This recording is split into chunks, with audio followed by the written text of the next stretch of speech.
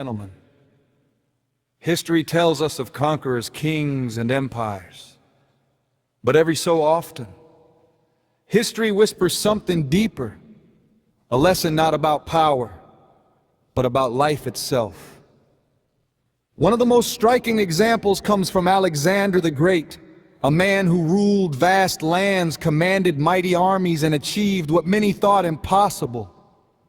Yet it was not his victories that echo most loudly today, it was his dying wishes. As the story is told, when Alexander sensed that his time was near, he gave 3 unusual instructions for his burial. First, he asked that his physicians carry his coffin. Second, he asked that the treasures he had accumulated, gold, silver, precious stones, be scattered along the road to his grave.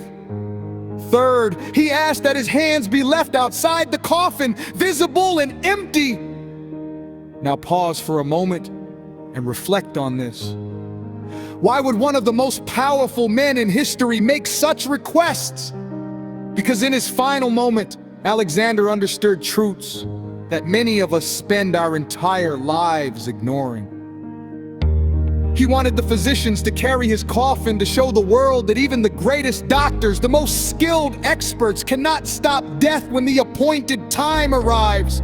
Human ability has limits, no matter how advanced we become. Life itself is not in human hands. He wanted his treasures scattered along the road to remind us that material wealth, no matter how vast, cannot follow us beyond the grave. Everything we chase, everything we stress over, everything we fight to possess stays behind. And he wanted his empty hands exposed to deliver the most powerful message of all. We enter this world with nothing. We leave this world with nothing. This is not merely history. This is a spiritual mirror. The gospel has been teaching this long before Alexander's empire ever existed. What shall it profit a man if he gains the whole world and loses his soul? Those words cut through centuries with piercing clarity, because success without purpose is emptiness. Achievement without meaning is noise. Wealth without eternity is temporary illusion. Many people today are running after money, status, validation, comparison, recognition. We exhaust ourselves trying to accumulate what time will eventually erase.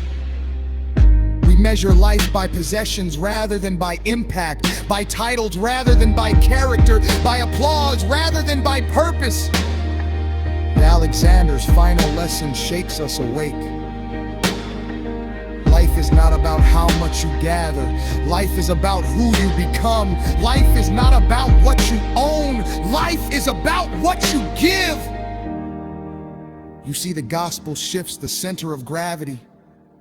It teaches that true greatness is not dominance but service, not pride but humility, not accumulation but transformation, not merely living but living with eternal awareness. One day, for every one of us, the race will end, the noise will fade, the striving will cease.